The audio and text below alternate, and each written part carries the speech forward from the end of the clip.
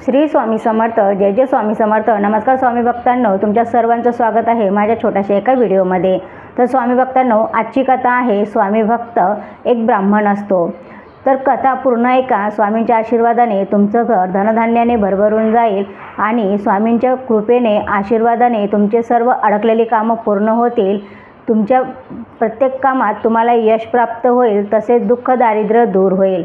तर स्वामीचा भक्त एक ब्राह्मण असतो आणि तो खूप गरीब असतो, पण नित्यनियमाने तो स्वामींची सेवा करत असतो, पूजापाठ करत असतो।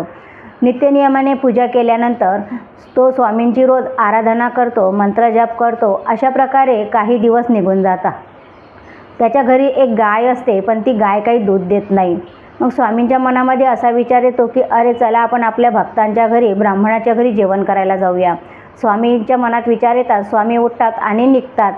त्याच्या दरवाजात जाऊन पोहोचल्यानंतर त्याला आवाज देतात। स्वामींचा आवाज ऐकून तो ब्राह्मण बाहेर येतो आणि बघतो की स्वामी आपल्या दरवाजात आले आहेत, आपल्या घरी आले आहेत। तो घरात जातो आणि एक लोटा जल आणि फुलं घेऊन येतो।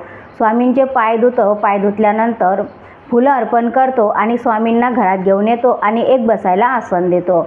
आसन दिल्यानंतर स्वामी त्याला म्हणतात की आज मी तुझ्या घरी जेवण करायला आलो आहे। तुझ्या घरी जी गाय आहे त्या गायच्या दुधाच्या मला दशम्या खायच्या आहेत। पण ब्राह्मण मनात विचार करतो की ती गाय तर दूधच देत नाही आणि मग मी स्वामींना कशा दशम्या खाऊ घालणार।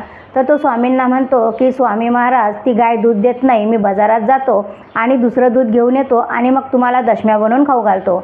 पण स्वामी त्याला ओरडतात की नाही, मला त्याच गायच्या दुधाच्या दशम्या खायच्या आहेत, तू बाजारात जाऊ नको। पण तो म्हणतो की स्वामी, ती गाय तर मग दूध देत नाही। स्वामी म्हणतात चल दाखव ती गाय कुठे आहे, कशी दूध देत नाही मी पाहतो। तर स्वामींना घेऊन तो त्या गायीजवळ जातो।